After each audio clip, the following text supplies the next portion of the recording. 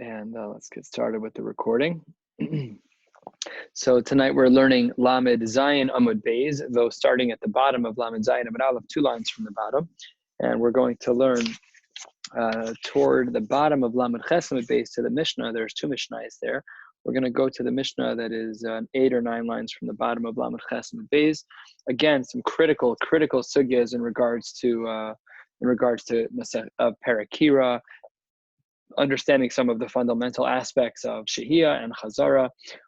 We'll see a little bit more of Hananya and the Rabbanan, just to do a quick Chazara of what we learned yesterday, because the background is important. If you glance back on Lamed Vav Amud Aleph, Lamed Vav Amud Beis, at the Mishnah, we spoke about whether or not this Mishnah was talking about Chazara, which takes place on Shabbos, and if, in fact, this Mishnah is talking about Chazara, so then obviously there's no Isser Shehiyah, which is before Shabbos, because there's no Mishnah to speak about it. It's either this Mishnah or bust. So if this Mishnah is talking about Chazara, then Shehiyah would be mutter, and that's the opinion of Hananya, which is quoted explicitly in the Gemara.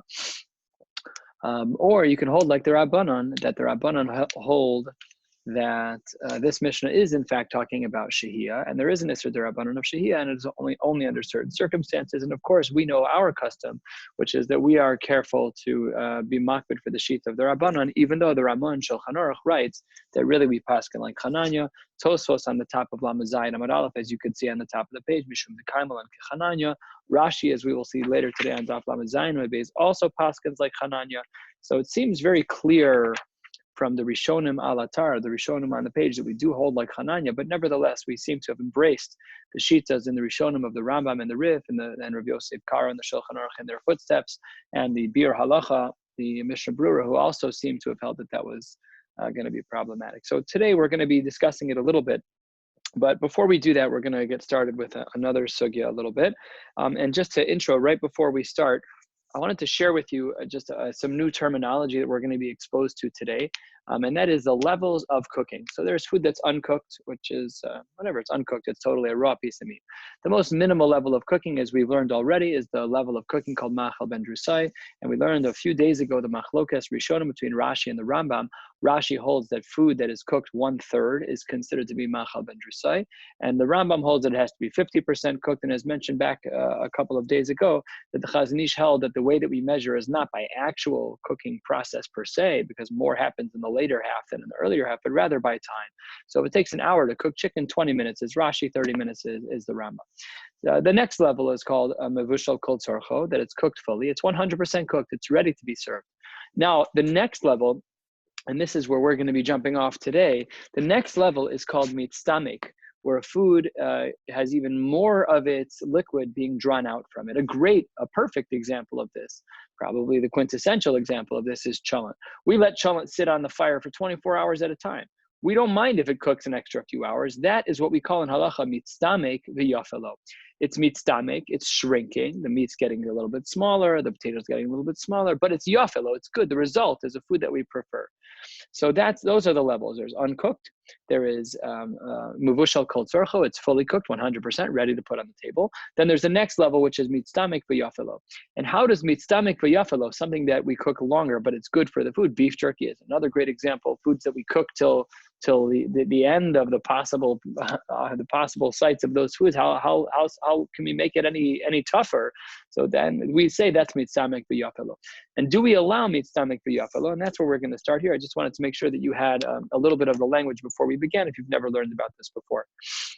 So we're going to start on the bottom of Lamed Zayin Amud Aleph, 2 lines from the bottom. Amar Rav Yitzchak bar Nachmeni Amar Rav Oshia. Kitma v'huvara. Let's say that there was a fire, and you put ash on top of the fire to lower the intensity of the heat, v'huvara. But then the fire regained its composure, it regained its vigor, and now it's just as strong as it was before. So what do we do with this? Is it as if there was no ash ever been put on there? Yes or no? We'll see in a moment that it makes a big difference. So he said in this case, Rabbi Yitzchak bar Nachmani says, Mashen aleha chamen shehuchmu kol tzorchan. We are allowed to take a liquid. Remember we said yesterday, chamen is hot water. You're allowed to take water that was heated all the way, and v'tavshel shebishel kol tzorcho, the new language that we just learned, the food that's cooked 100%, and we're allowed to be mashen, we're allowed to do shehiyah on this fire where we initially put ash down, and then the ash kind of was overtaken by the heat of the fire. Turning to the top of Lamed Zayin Amud Beis makes the Gemara a quick inference. Shma mina, what do we infer from here? Mitzamek v'yafel lo muter. That if we're putting something on the fire and it's perfectly cooked, ready to go on the table, and we see that you're allowed to put it on before Shabbos and do shehiyah, so what does that show me? It shows me that I'm allowed to do shehiyah in a scenario where it's mitzamek v'yafelo, where further cooking beyond 100%, 110%, we're cooking longer than was required. The food was ready at 7 a.m. Shabbos morning. It was ready at 2 a.m., but we let it cook until noon. So that's mitzamek v'yafelo, and it seems from here that mitzamek v'yafelo is permissible to do within the world of shehiyah. That's the inference of the line of Rabbi Yitzchak bar Nachmani. Says the Gemara, no, you can't necessarily make that inference. Why not? Shani hacha to kitma. This case is different because the case began, as we learned, where ash was initially put down on the fire in order to minimize the intensity of the heat. Says the Gemara, so then what is the whole point of this case? If it's kitma, then it's kitma. If it's kitma, then it's not. Which one is it? Obviously, if this case is kitma, then it should be mutter. So what was the whole point of the case? Says the Gemara, huvara itzrachale. The reason why we needed to teach this case, and the reason why we cannot make any inferences about mitzamek v'yafelo, about cooking food in extra innings, cooking food for longer, even though it's better for food, we cannot make any inferences about that from this case because this case has a uniqueness to it, and that huvara itzrachale. We're dealing with a case where I did put down ash, but then the fire regained its vigor. Mahu detema. I might have thought kevan de huvara hadra lalamilsa kamaisa. That since the fire came back to its initial vigor, maybe it's as if I never did the kitma. Maybe it's as if I never put on the ash. Kamash malan, incorrect. So this is an amazing idea. If I put ash on top of a fire to lower its intensity, and then the fire comes back to its initial vigor, what is the difference? Who cares if you put on the ash? So the Gemara here is saying that's not the case. We do say that once you did the kitma, once you did put on the ash, so then even if it's removed, so then it's still as if it still was at the lower flame. And the poskim extend this exact case to what happens if our aluminum foil or our blech falls off the fire for the most part. So from this Gemara, it would seem that it's perfectly mutter to put food on a blech directly on a fire if initially you would put on a blech, but then it was removed, if the aluminum foil came off. So Rav Moshe Feinstein has a tshuva about this, that he says that it can't be totally removed. There has to be still some of the foil, some of the blech that's still there. Otherwise, it's too dangerous and too close to the Isser, and therefore we should not do that. But nevertheless, this exact Gemara is quoted, and that's the uniqueness of the Gemara here, is that even though the ash was put on, and even though the ash was no longer helpful, the fire is exactly like it was. Let's just say it's the same temperature, 350 degrees. Afal Pikein, we still view this as though the ash was put on. Says the Gemara, an identical language from a different person. Amar Rabbi bar Barchana, Amar Rav Yochanan, kitma v'huvara, same case. You put on ash, and then the fire began to burn again at its original vigor.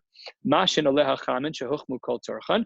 You're allowed to put food on before Shabbos, going into Shabbos, as long as the water is cooked fully. As long as the food is fully cooked. Here we have one added factor. Even though there were coals that were made out of rotem, these are very hot coals. They maintain their heat for a long time. Same inference. What do we see from here? That maybe we could say mitzamek v'yafelo is permissible. Answers the Gemara. Here too, you're not allowed to learn that from here. Shiny hacha de kitma. You can't say that because here we had the case where we put down the ash. Says the Gemara. So what? Who cares? It's back to its initial vigor. Answers the Gemara. Huvara istrachale. We needed to teach us about huvara, that huvara was a unique case, that the fire came back. And you might have thought, like we said before, that the fact that the fire came back to its initial vigor, that we're back to like it was before the ash, kamash malan, that once you put on the ash, it changes the status of the fire, even if it's still just as hot as it was before. Asks the Gemara, hainu hach. Why do I need this din from Rav Yochanan, quoted by Rabbi bar Barchana? Why do I need the din from him? And why do I also need the din from Rav Yitzchak bar Nachmani in the name of Rabbi Yoshua? It's the same exact din. Why are you teaching me the same exact thing twice? We don't repeat things in Shas. Why are you teaching me everything the same thing twice? There's no need at all. Answers the Gemara. No, the case of Rav Yochanan, Rabbi bar Barchana's case, the name of Rav Yochanan was different because there we had an added factor, which was the gechalim of rotem, that there the fire was even hotter. And afalpi that the fire is still hotter, we still allow for shehiyah. However, in both of these cases, it's inappropriate to make the jump, to make the tushtel, to say that we can learn that mitzamek v'yafelo is mutter, that one is allowed to take a food that's cooking in its extra innings, extra hours, that we cannot infer from either of these cases. Another din of Rav Yochanan, this time quoted by Rav Sheshes. Amar Rav Sheshes, Amar Rav Yochanan, Kira Shisiku begefes uve'etzim, as we spoke about yesterday. Gefes and eitzim is like straw. It's a lower type of fuel, a less powerful type of fuel. So if you have a kira, the oven of our discussion, the lowest level of oven and the lowest level of fuel, there you're allowed to put on that kira, you're allowed to put food even if it's not cooked, no problem at all. Akar, what if the food was removed from the fire on Shabbos? Lo yachzor ad sheyigrof o ad sheyitain efer. One is not allowed to do chazara until it is covered and until the flame has been minimized. What do we see from this shita of Rav Sheshes? We see two things. Number one, kasavar masnis and lahachzir tnan.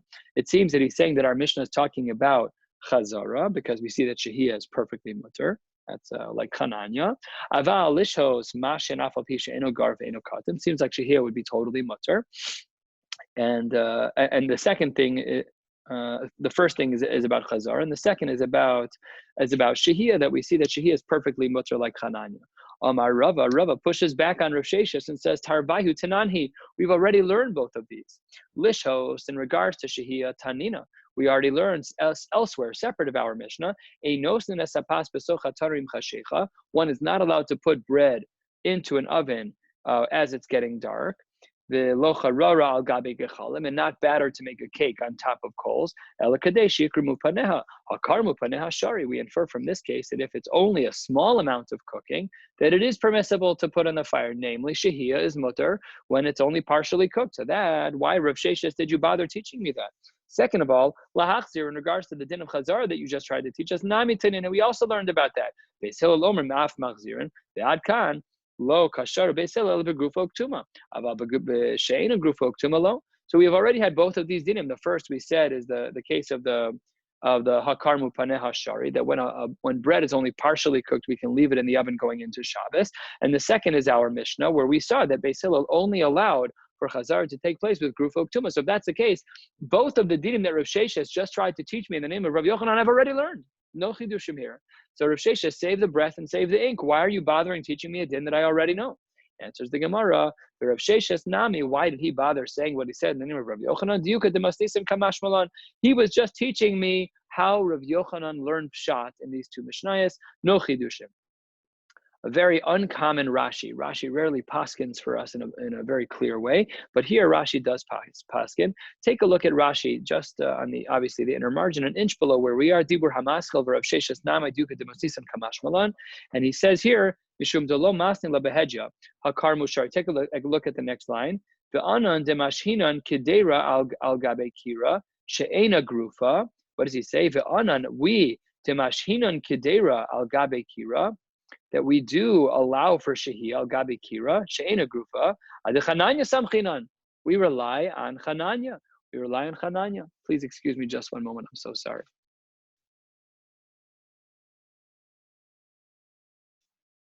My apologies. So here we see that Rashi and Dibra Maskal Rav Sheshes actually paskins that he in his time held like Chananya. They allowed for shehiyah. So now we saw yesterday on the top of the Amud and Tosfos and Rashi here, Lamed Zayin Amud Beis Dibra Maskal Rav Sheshes, that he's paskening explicitly like Chananya, and that's really what they did. That's what a lot of the Rishonim, the Ashkenazi Rishonim, that's what they seem to do. And of course, why the Ramah followed in their footsteps. It definitely seems to be very reasonable. Nevertheless, we are still very makbid, as pointed out by Shehiyah. We'll see some of that more today as well. So that's how we understand this line of Rav Sheshes, that Rav Sheshes was not coming to teach me something new. Yes, it is correct. Rava's pushback is correct, that we had already learned it, but really Rav Sheshes was just trying to highlight how Rav Yochanan extrapolated the halachos that he had learned out from the Mar Mekomos that Rava brought. Next case, right in the middle of the page, Amar Rav Shmuel Bar Yehuda Amar Rav Yochanan Kira Shisikua Begefes Uve'etzim. Remember, Gefes and Eitzim, it's wood. It's a stronger type of fuel. So if we have a Kira, our lowest type of oven with a stronger type of fuel, what do we say? We say in the name of Rav Shmuel Bar Yehuda, in the name of Rav Yochanan, Mashin Aleha Tavshil, we allow shehiyah to take place. Shebishel kol tzorcho, the language we learned today, that it's 100% cooked. V'chamet shehuchmu kol tzorchan, the water that was huchmu. Interesting to note, and some of the Meforshim picked this up, that by water we don't call it bishel. We call it huchmu, that it's just been warmed. An interesting distinction, and maybe midina, maybe midoraisa, there'd be a nafkamin as well in regards to a liquid that cools down a little bit and then is reboiled. Is that the same thing as warming up a food? Is it bishel again? You could cook water 1,000 times. Every time it cools down and you boil it again, is that bishel? Here the Gemara calls it shehuchmu. It's only being heated for another time. Nevertheless, it says here that you're allowed to do shehiyah with a tavshil that's cooked 100% and with liquid that is warmed up. Ve'afilu mitzdamek v'yafelo. So this was the din that we spoke about. We're talking about the extra cooking here above 100%. It's the chalent scenario where we let it cook a few extra hours because it makes everything blend together a little bit better. Omar le hahumi derabbanon the Rav Shmuel bar Yehuda. Hold on one second. The Rabbanon said to Rav Shmuel bar Yehuda. Rav Shmuel bar Yehuda just tried to teach us the din that mitzdamek v'yafelo is mutter by shehiyah, that you're allowed to do shehiyah with mitzdamek v'yafelo. We're allowed to cook things extra past the 100% mark. Says the Gemara, wait a minute. Rav and Shmuel da'amrei tarvai mitzdamek v'yafelo aser. Rav and Shmuel say that mitzdamek v'yafelo is not allowed. So how could it be that the names are confusing? There's Rav Shmuel, and then Rav and Shmuel. Rav Shmuel says in the name of Rabbi Yochanan that mitzdamek v'yafelo is mutter, but Rav and Shmuel seem to say that mitzdamek v'yafelo is aser. How does the Gemara answer this quandary? Amar le atu leis ana yada. Don't you think that I know? The Amar Rav Yosef, Amar Rav Yehuda, Amar Shmuel mitzdamek v'yafelo aser. Don't you think that I know the shita of Rav and Shmuel, the famous Amoraim, that they hold that it's aser? Ki kamina lach Rabbi Yochanan kamina. I'm telling you what Rabbi Yochanan holds. There's just a machlokes. We have a machlokes, Rav and Shmuel on one side of the fence and Rabbi Yochanan on the other. Do we say that mitzdamek v'yafelo is mutter to do shehiyah with? Yes or no? Machlokes, Rav and Shmuel on the one side and Rabbi Yochanan on the other. Omar le Rav Ukva, just to finish out this idea of this machlokes, Rav and Shmuel on one side, who hold that mitzdamek v'yafelo is aser, and Rabbi Yochanan who holds that it is mutter. So there, the machlokes is one yes, one no, and then says the Gemara, Amar le Rav Ukva mimeshan the Rav Ashi atun you dimakriv to the Rav Shmuel. You live near Rav and Shmuel avidu ka Rav Shmuel. You should do what you're supposed to do. You should paskin like the Rabbanim in your city. That's what you're supposed to do. Anon and navek Rabbi Yochanan. We're Talmidim of Rabbi Yochanan, leave us be. We're allowed to follow our own Rebbe, and we don't need your permission. So then it's totally mutter to follow like Rabbi Yochanan if that's where you live. Years ago, I asked a shaila to Rav Gedalia Dov Schwartz Shlita. You should have a refuah shalema.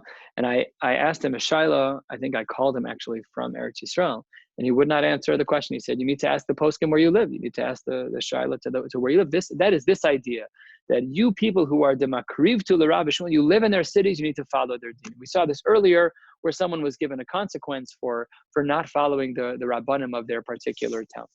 Let's continue. We are right now about a little bit more than 2/3 of the way down. Amar le Abai le Rav Yosef, mahu lishos. What is the din to do shehiyah? The Rishonim are troubled with this line. We've been talking about this for 2 pages. What do you mean, what is the din to do shehiyah? So this is a machlokes in the Rishonim. Some of the Rishonim say that the Gemara here is now asking, how do we paskin? Do we paskin like Chananya? Do we paskin like the Rabbanan? Do we paskin like Chananya, namely that shehiyah is mutter? Or do we paskin like the Rabbanan, that it's not mutter or under various restrictions? Which one? So that's one approach in the Rishonim. Other Rishonim, the Ritva in particular, looks at this line and says, no, this is not a question of psak. It's a question of what do people actually do.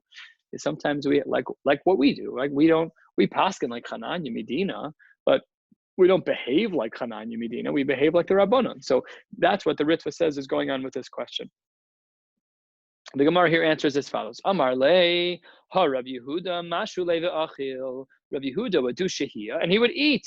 Very clear. We seem to paskin like Chananya that it's mutter.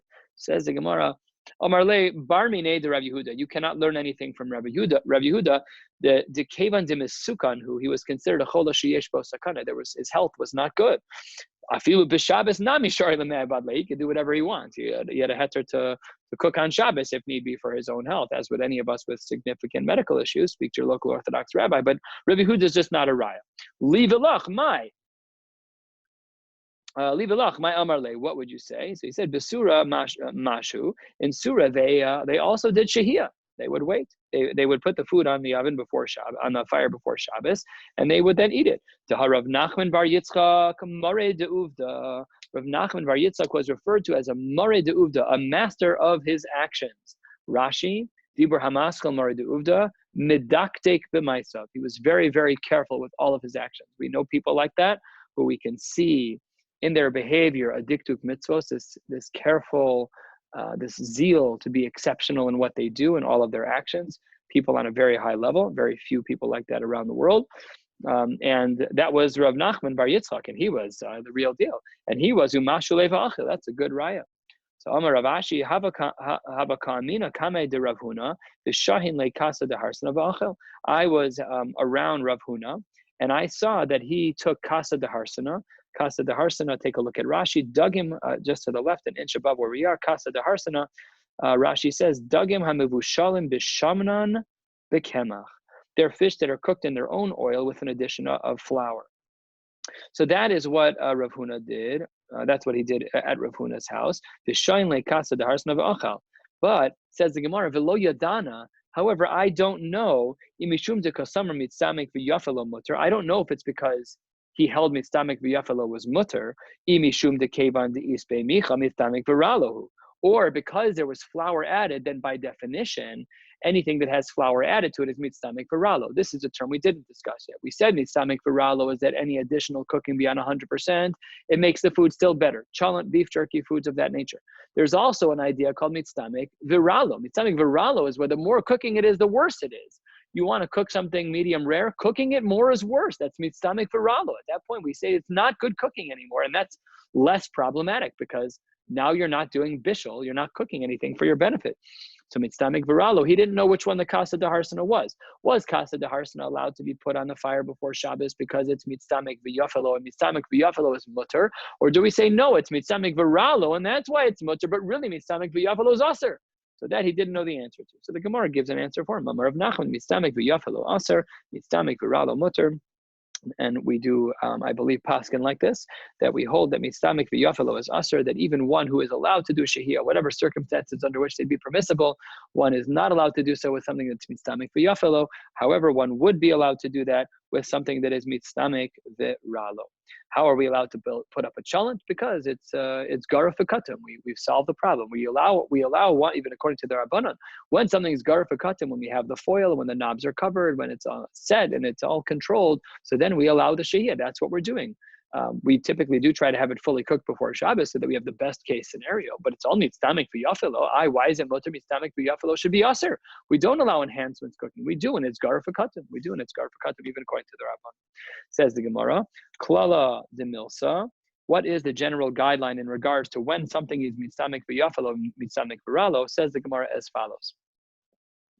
Called the ispe micha, anything that has flour in it, mitzamek v'ralo, that is considered to be bad. Levar mitav shel delifta, unless there's lefes, unless there's leaks in there, which then makes it mitzamek v'yafelo. Yafal gav the ispe micha, even though it has flour in there, it's still mitzamek v'yafelo. Cooking it longer still makes the food better. The hani mili the isle bisra, that's only true if there's meat in there. Aval lesle bisra, but if there's no meat in there, mitzamek v'ralo. So meat makes it mitzamek v'yafelo. Without meat makes it mitzamek v'ralo. Even if there's meat, lo amran ela de lo kabele orchen. We only say that that's true when there are no guests. About kabele orchen, but when there are guests, mitzamek v'ralo, because we would want to take it out early enough to make the food is cooked properly. And these are just some of the gedarim as to how we try to establish when something is mitzamek v'ralo and when something is mitzamek v'yafelo. We're more advanced in our knowledge of food now. We have every recipe under the sun at the with a couple of strokes of the keys. So we may know what is considered mitzamek v'ralo, mitzamek v'yafelo. Some of the shilas that people ask, I like food very well done. So for me, it might be mitzamek v'yafelo. I like when food is very. You might not like them. I had a business meeting with someone. The food was mamish blood pink. I could barely touch it. That's not that for me. For that to cook longer is a mitzvah. For him, he thought it was for sure mitzamek v'ralo. There's a degree of subjectivity here, of course, and we have to ask our poskim as to how it applies. Though, frankly, the way we behave, mitzamek v'yafelo and mitzamek v'ralo rarely come up in halacha l'maisa scenarios. The Gemara now gives a couple of examples. Lift a dice of a tamre. If you have food made out of figs, food made out of porridge, and foods made out of dates, mitzamek v'ralo. Hen cooking them longer is bad for them. They have a sweet spot of cooking. Let's call it Mavushal kol tzorcha, 100%. Anything more than that is not good. Bo minei Rav Chia bar Abba. We're now going to jump into a little bit of a new sugya. It's connected, of course, but the question is, what happened if I put food beheter on fire before Shabbos, but I forgot about it and it fully cooked? Shachach kedera al gabe kira ubishla. Let's say that I forgot about my pot of food. It's on a kira, it's on my oven, and it cooks fully b'Shabbos mahu. Take a look at Tosfos, very, very important Tosfos, because he, again, highlights his Shita. Two Tosfos in a row on the top of the Amud, Lamed Zayin Amud Aleph, Lamed Ches Amud Aleph, says Tosfos, Afal Gav de Kaimel and Kichananya, Hacha Boy B'Delo Bashil Kemachal Ben Drusai. Tosfos says we're talking about a case here where it wasn't cooked properly. Even according to Chananya, we want the food at a minimum to be cooked Kemacha Ben Drusai, but here the food's not cooked Kemacha Ben Drusai, so maybe even according to Chananya would be a problem to do Shehiyah. So what would we do in a case where I put up the food and it was not Mavushal Kol Tzorcha when I put it up, and then it went and cooked on Shabbos? What should I do? Bishla b'Shabbos Mahu. Ishtik v'lo amar le v'lo midi. He did not answer him at all. No answer to the question. Lamachar, the next day, Nafak Dar, so he gave shir. Here's a shir that he gave. Hamevashel b'Shabbos, not our case of shachach yet. I go into my kitchen. I mamish totally forget that it's Shabbos morning. I am mevashel b'Shabbos. If it's b'shogeg, I totally blanked on the day of the week, or it was an accidental bishul. In whatever scenario it's accidental, yochal. There's no consequence. You're allowed to eat the food. What is this referring to? This is referring to a halacha called Maseches Shabbos, that there's an Isser Hana. If a person cooks a food on Shabbos or does other things wrong on Shabbos, any malachos really, we're not allowed to benefit from the malachos on Shabbos. Here, the Gemara says, if you're mavashal on Shabbos, but it's b'shogeg, we don't penalize you. You're allowed to eat the food. However, b'mezi lo yochal. But if you did it on purpose, then we don't delay. The poskim even discuss, let's say you walk into a bathroom, you accidentally turn on the light. So some poskim say you really should use another bathroom if you have one available to you. We should not be benefiting from the malacha that's done on Shabbos. Of course, this is not true if the malacha was done beheter, something that's done for an emergency, something that's done for a cholash yesh bo sakana pasha, that all of that is mutter through and through. We're talking about the accidental cases. And then he adds a line here that is very complex, and I'll just be super clear. Who are we talking about here? Rav Chia bar Abba. We're going to come back to Rav Chia bar Abba a little later. This is source number one, Rav Chia bar Abba, and he says velo shna, and there's no difference. What does velo shna mean? Take a look at Rashi on the top. Velo shna aval hai de shachach kedera. Loshna bein shogeg lemezid. There's no difference in regards to shogeg and mezid as it relates to shachach. Well, we don't know which way. Is it mutter or is it completely usher? We know that there's veloshna, that when it comes to shachach, you forgot. We say shachach, okay, loshna, there's no difference between shogeg and mezid. In regards to what? That it's all mutter if it's shogeg, if it's shachach, or it's all usher if it's shachach. So answer the Gemara with the machlokas hamoraim. My veloshna. What was intended by the statement of Rav Chia when he said that there's no difference? Rabbi Rav Yosef, Damrei Tarvaihu lehatera. They said that it's for a lenient purpose, namely, the question that Rav Chia was posed was if a person forgets and they leave a food that was not cooked at all on the fire and it cooks on Shabbos. So they say, you forgot, shogeg or mezid. What do you mean you forgot? It's totally mutter. But mevasha, and he gives a svara, mevashal hu deka avid maisa. When you're cooking Shabbos morning, you take a piece of meat and that's raw and you put it on a fire. That's mevashal. You're doing a maisa on Shabbos. Mevashal hu deka avid maisa. B'mezid lo yochal. In that case, if you're cooking meat on Shabbos day on purpose, that's unreasonable. That's unreasonable. It's too far. So we say there's maisa Shabbos. There's an isser hana. You're not allowed to eat that food. Aval haide lo ka'avid maisa. When did I put the food on in my case of shachach? Before Shabbos. I didn't do a maisa on Shabbos. My maisa was before Shabbos. So they're b'mezid nami yochal. They're, even if it was intentional, even if you put it on before Shabbos with intent to cook it, but your maisa was still Friday. So this is shita number one. Rabbi and Rav Yosef agree that if a person even intentionally on Friday were to put food on a fire, knowing full well that when they put it on the fire, it was not cooked enough, and the rest of it cooked on Shabbos, yes, it's usher. No, you're not allowed to do it, but there's no isser hana in this case. This idea of Rabbi and Rav Yosef is contrasted sharply with Rav Nachman bar Yitzchak. Amar, what does he say? Le'isura. He says, no, the case of shachach, bein shogeg, bein b'mezid, if you forgot, it doesn't make a difference. It's completely usher to eat the food. Now, we just said in the previous answer of Rabbi and Rav Yosef that the reason why was because of the maisa. By cooking on Shabbos, you did a maisa on Shabbos. By our case of shachach, you did it before Shabbos. Let's see what Rav Nachman bar Yitzchak's svara was. Mevashel hu delo asi li'arume b'shogeg yochal. On Shabbos, people don't normally cook on Shabbos. You have to really not be from to be cooking on Shabbos. That's crazy. We're not nervous that a person's going to try to find a loophole to cook on Shabbos. What loophole? You're chayiv skila. You're chayiv misa b'dei shamayim. It's not a lightweight type of isser. So we're not concerned that a person's going to be like, how can I cook Saturday morning? That we're not concerned about. Aval hai, this, when a person is shachach, when they have the capacity to make a loophole, namely, I'm putting it on the fire before Shabbos, granted uncooked. I'm just going to forget. I'm going to leave it alone. So there's a way for me to be sneaky. So there, we're giving you a patch. We're saying that you try to find a loophole. You're right, it's not an Isser Daraisa, but you're not from.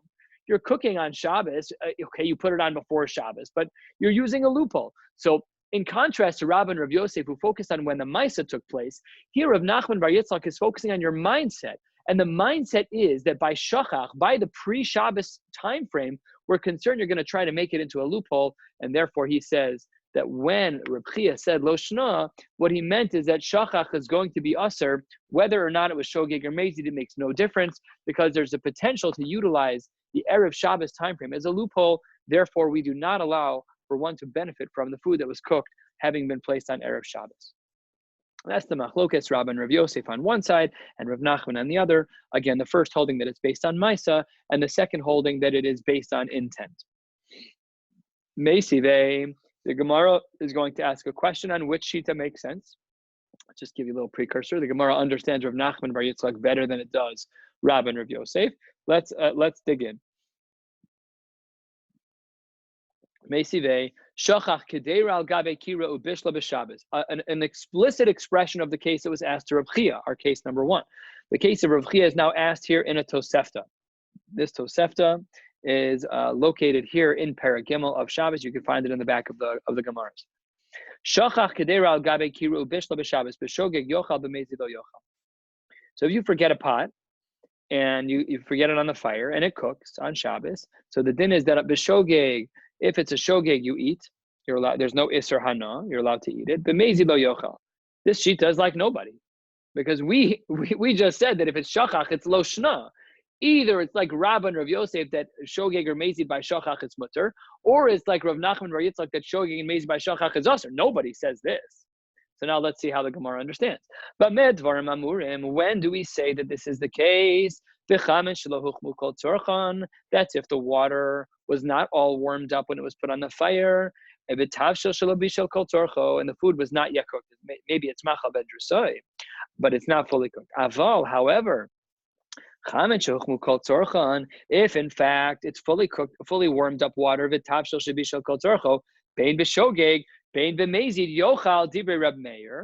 sounds a lot like the shita of Rav Nachman, like the shita of Rabbi and Rav Yosef, that it seems to be bein b'shogeg, bein b'mezid, it's mutter. The problem is that according to Tosos, we saw that that's not pshat in the case.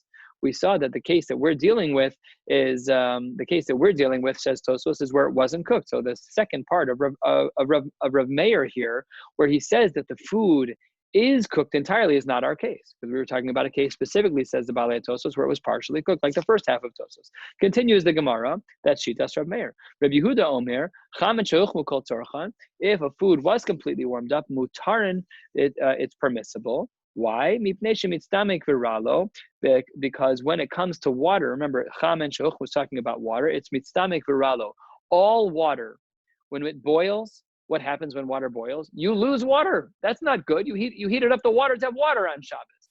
We wish we could have something perfectly temperature modulated, but ours plow through on Shabbos and the water level decreases just because of the evaporation, just because of the heat. So by definition, we assume that water is mitstamek viralo, says Rabbi Yehuda.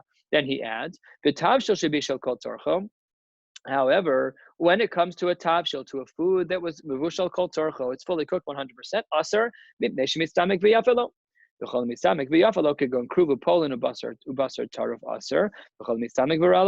we've seen already, the mitstamek v'yafelo is aser. What types of foods are mitstamek v'yafelo? Kruv is cabbage, and pol are beans, and basar taruf is like pulled beef of some kind, just kind of ground meat, maybe something along those lines.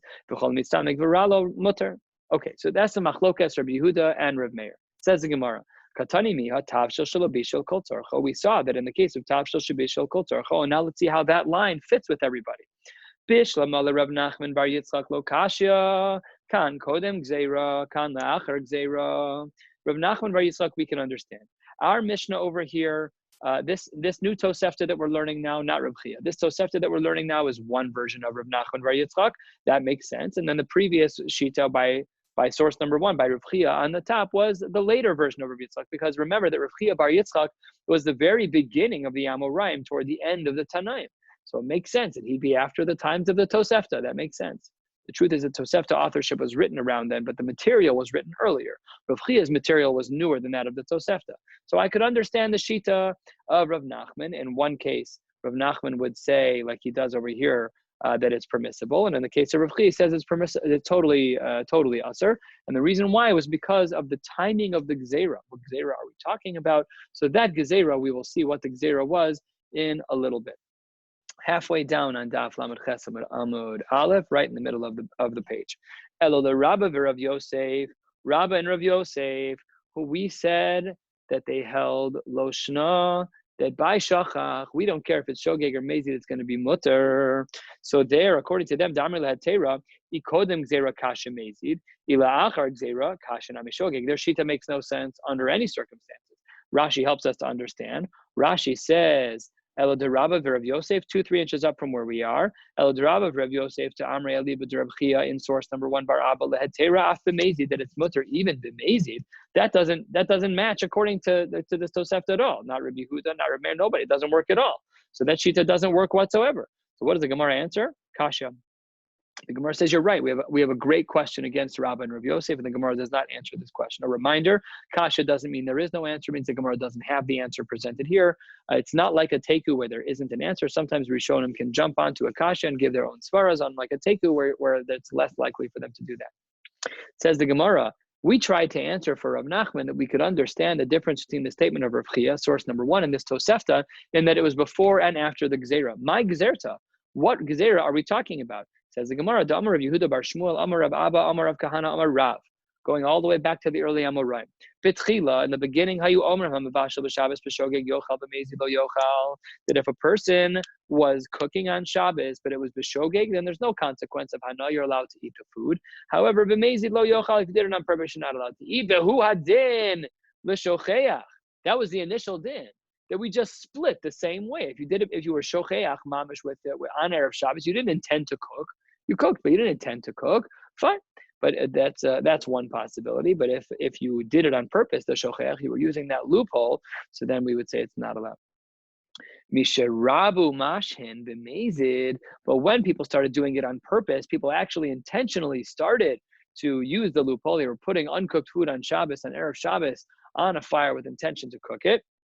So there, that was enough already. But Omrim shachach, I forgot. So Rav picked up on what was happening. People were using the loophole and they started to cook, and it was not right. They were using the loophole, just like we saw Rav Nachman Bar Yitzchak was saying above. It's not right. So then that's post the Gzeira.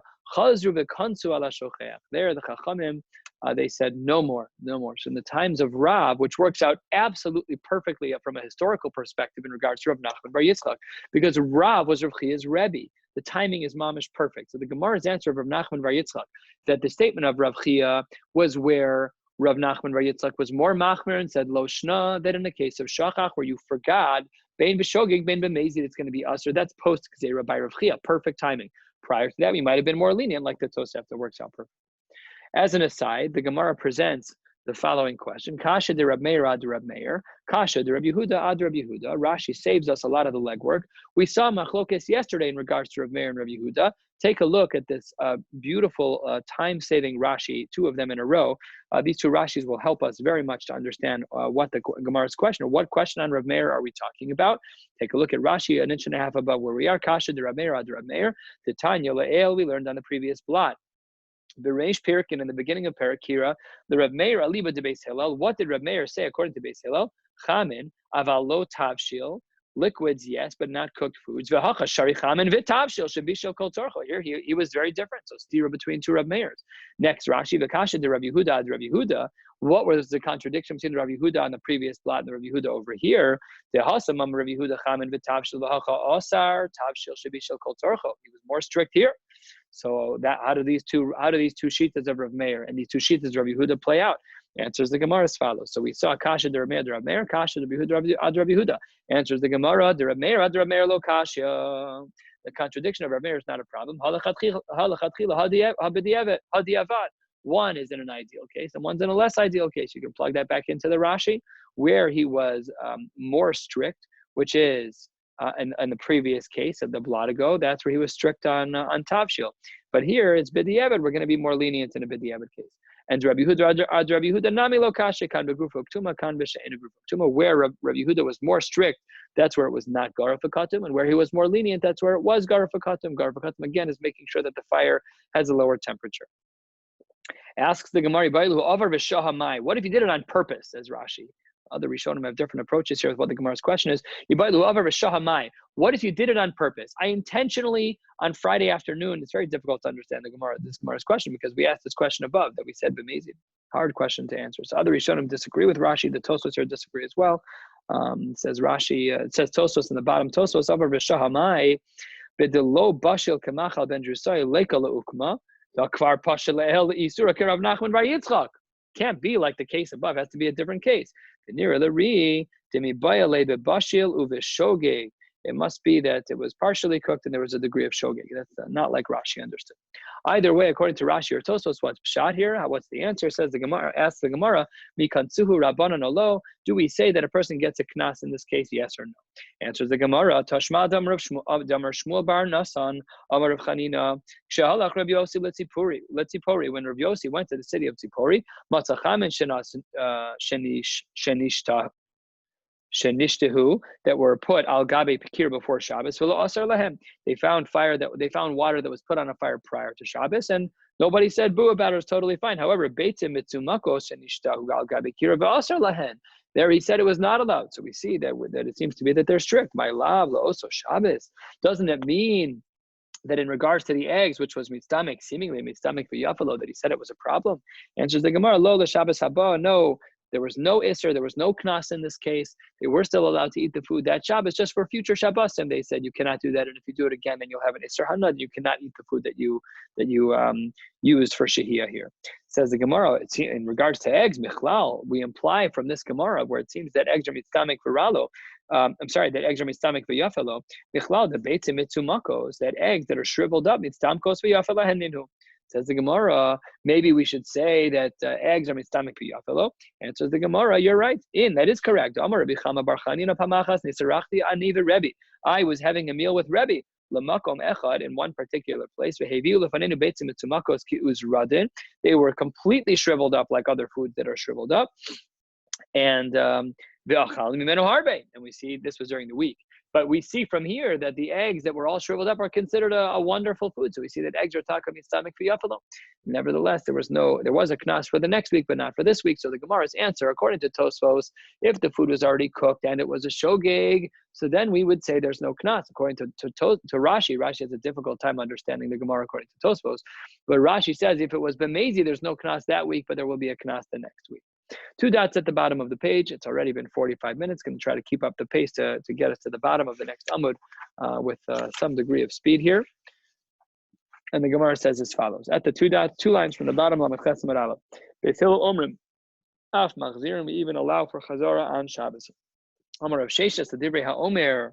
Rav Sheshes says, according to the one who says Machzir, namely Beis Hillel, he says, turning to the top of Lamed Ches Amud Beis, Afilu b'Shabbos. This is true even on Shabbos. What does that mean? It's true on Shabbos. Chazar is always on Shabbos.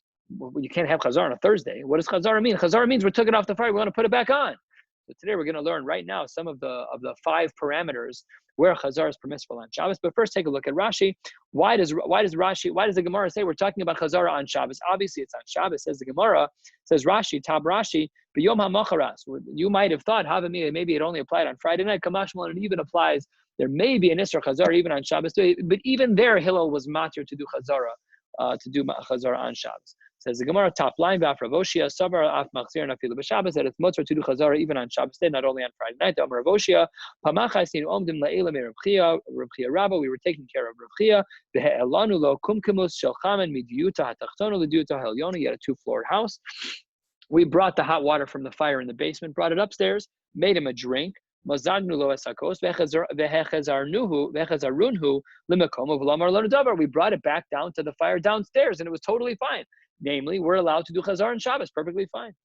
Amar Zrika, Amar Rabbi Abba, Amar Rav Tadai. When is chazara mutter? Such an important Gemara in regards to chazara. We know, because we probably learned this before, that there are 5 parameters under which chazara is permissible on Shabbos. I take my cholent out of the heating element on Shabbos. Am I allowed to put it back? The answer is yes, under very particular circumstances. I'll tell you now what all 5 of the conditions are. I wrote them down because I always forget them. There are 5 conditions which make it mutter, and here's what they are. Number 1, the food has to be 100% cooked. Not more, just 100%, but more than machal ben drusai. Number 2, the food still has to be hot. So if you take off the cholent pot and it cools down entirely, you cannot put it back. Number 3, it has to be mechusa. We have to keep it covered. Number 4, odan biyada. You can't let go of the pot. We're going to discuss now in the Gemara what that means. And number 5, daito lahachzir. You have to have intent when you remove it to put it back. These are the 5 conditions when chazara is mutter on Shabbos. That's halacha l'maisa. If you fulfill all 5 of those, then you can take something off of a heating element that's garuf v'katim, where the fire is minimized by aluminum foil or other methods with a blech. You can take it off on Shabbos and put it back as long as those 5 conditions are fulfilled.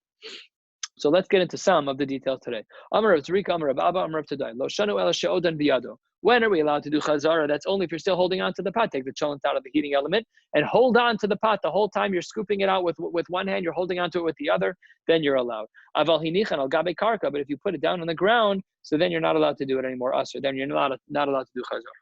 Poskim say, what if you let go? What if it's so heavy? What if you have no other option but to let go? So we are mekil b'shas hadchak if a person does let go in this particular case, but this is the ideal. Amar Avami, Amar Rav Tadai, da'avad legar mehu David. This shita, no, absolutely not. This shita is he just did his own thing. Amar Avami, that Rav Tadai was only doing his own thing, but we don't necessarily pass in this way. Says Rav Tadai, says Rav Ami about Rav Tadai that he's a das yachid. Elahachi Amar Rav Chia Amar Rav Yochanan.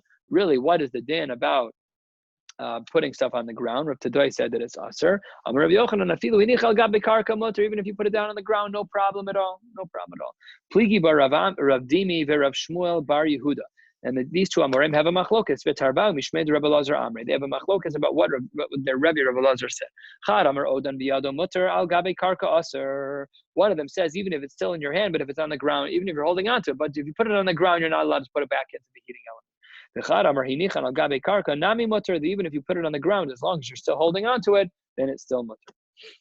Here's the second guideline. We have to make sure that we have intention to remove it.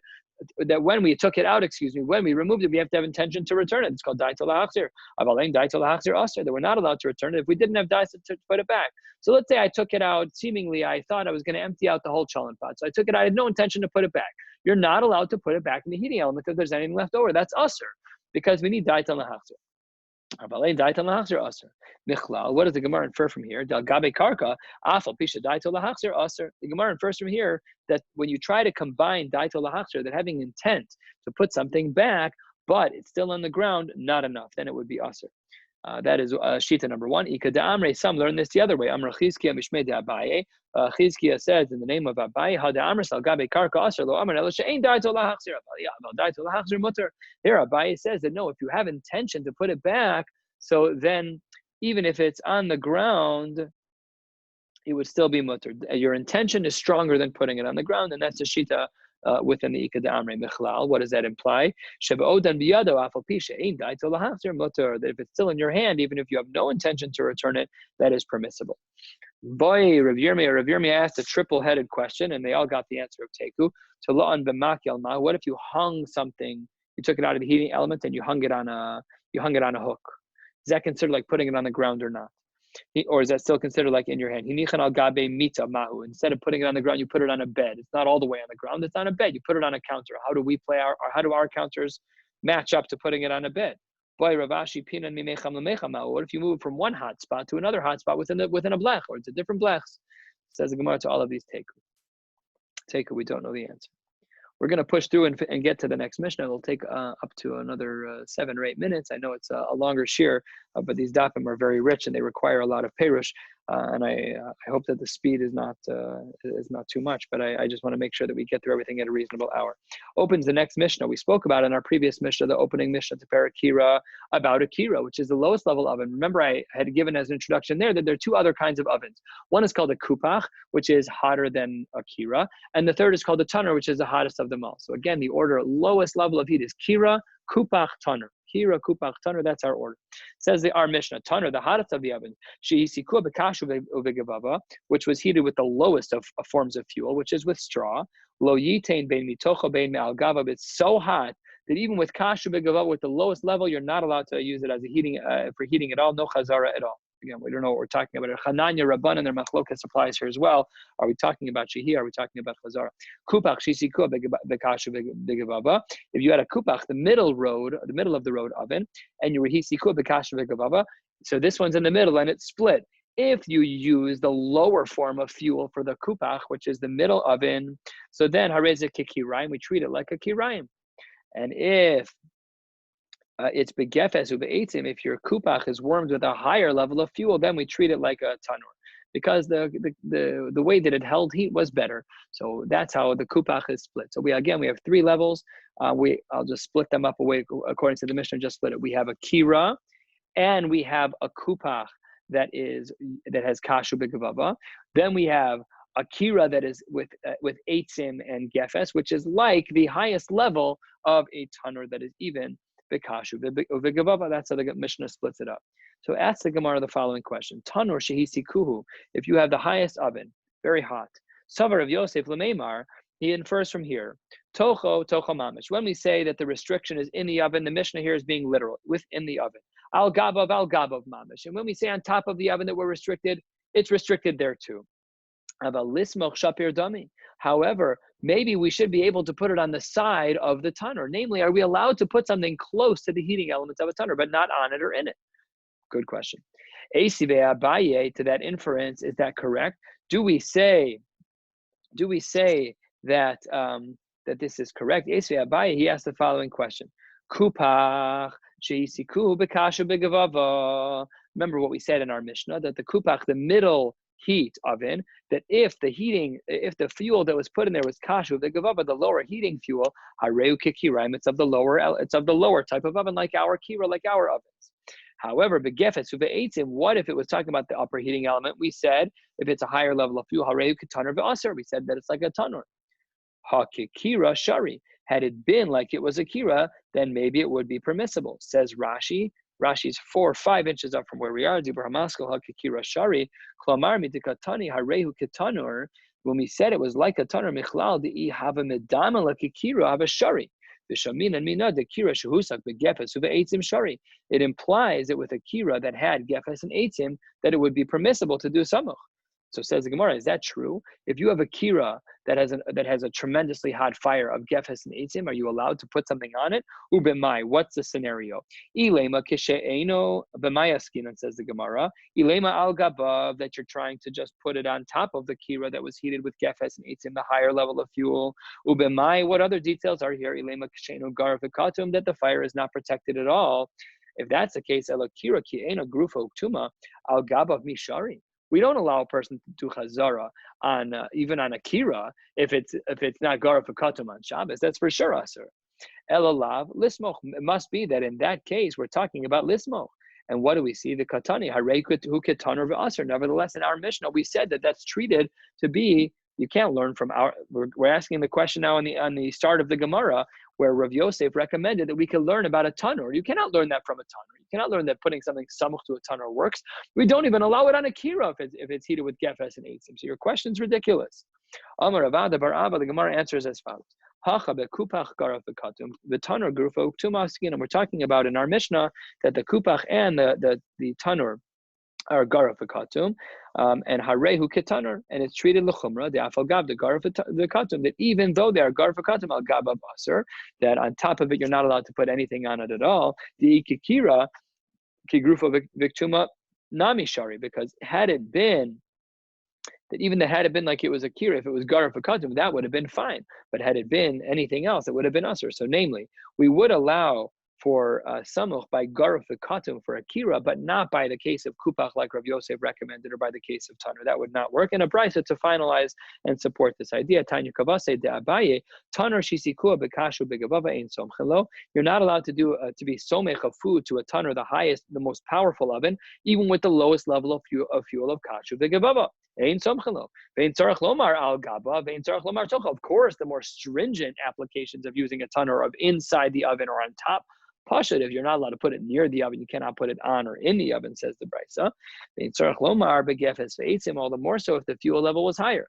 But what about kupach shehisiku b'kasha v'gavava? There we do say somchelo. If the kupach, if the middle oven was using the lower level of fuel, then no problem, one would be allowed to do smicha there. Of course, you could not put anything on top of the kupach because it's too hot, but you could do smicha. You could put a pot near a kupach where it's heated with the lower type of fuel of kashu v'gavava. But if the kupach, the middle oven, was heated with the higher level of fuel, then it would not be allowed at all. In somchen lo, no, not at all. Omar le Ravacha b'rei de Rava. Ravacha b'rei de Rava says the Ravashi. Let's talk about the styles of ovens here. The kupach, the middle oven, medium heat. What are we talking about? Ikakira dami. If it's similar to a kira, like the weakest oven, afilu begeves ve'etzim nami. Even with a higher level of coal, we should make the equivalence. Ike tanur dami. And if it's like a tanur, then afilu bekasha v'gavava nami lo. In other words, we're saying you can't have it both ways. Why are you saying that a kupach straddles both worlds, and that when it's the lower form of heating, that it's like a kira, and when it's a higher form of heating, then it's like a tanur? You've taken away the essence of the kupach. The kupach is not itself anymore. In its lower form of fuel, it's like a kira. In its higher form of fuel, it's like a tanur. So what's a kupach? The answer is the Gemara as follows. Omar le nafish havle midakira. A kupach's heat is greater than that of the kira, of a kira. The zutar havle midatanur. So really there's nuanced levels here, many levels, possibly up to 6 different levels. You have within tanur, within the highest level of tanur, with the lower level of fuel and the higher level of fuel, and same within kupach, lower level of fuel, higher level of fuel, and same within kira, lower level of fuel and higher level of fuel. Heichidami kupach. What does the kupach look like? Says the Gemara, Heichidami kira. What does a kira look like? Amar Rav Yossi Reb Chanina, I'll tell you exactly what they look like. Kupach makom svisas kedera achas. A kupach, the middle oven, only has spot for one pot. Kira makom svisas shtei kederos. And a kira has space for 2 ovens. Amar Abaye v'itema Rav Yirmiyah afana nami tanina. We know this from a Mishnah. With this last line, we'll close. Kira shenechlaka leorka tehora.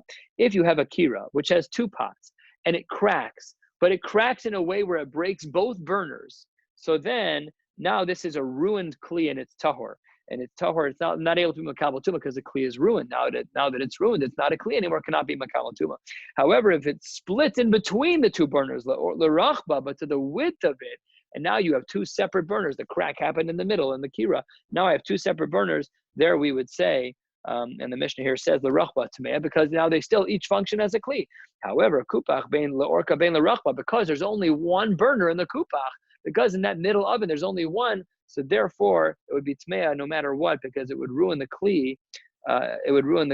No matter. It would be tahor. Excuse me. It would be tahor. The kupach, if it broke, either way, it would be tahor because half of a burner is useless, and because you broke the kli, it is therefore going to be considered tahor, and still it is no longer functional as a kli. Sorry for the pace. I know it took an hour tonight, just so much to pack in, and we'll pause here tonight and pick up tomorrow. Oh no, we will not. We'll pick up Motzei. We'll pick up Thursday night Motzei Yontif, and then again Motzei Shabbos with a blot and a half each night, starting Thursday night on the bottom of Lamed Ches and Beis at the Mishnah. Wishing each of you a continued Chag Kosher v'Sameach, and looking forward to continuing learning after the Chag.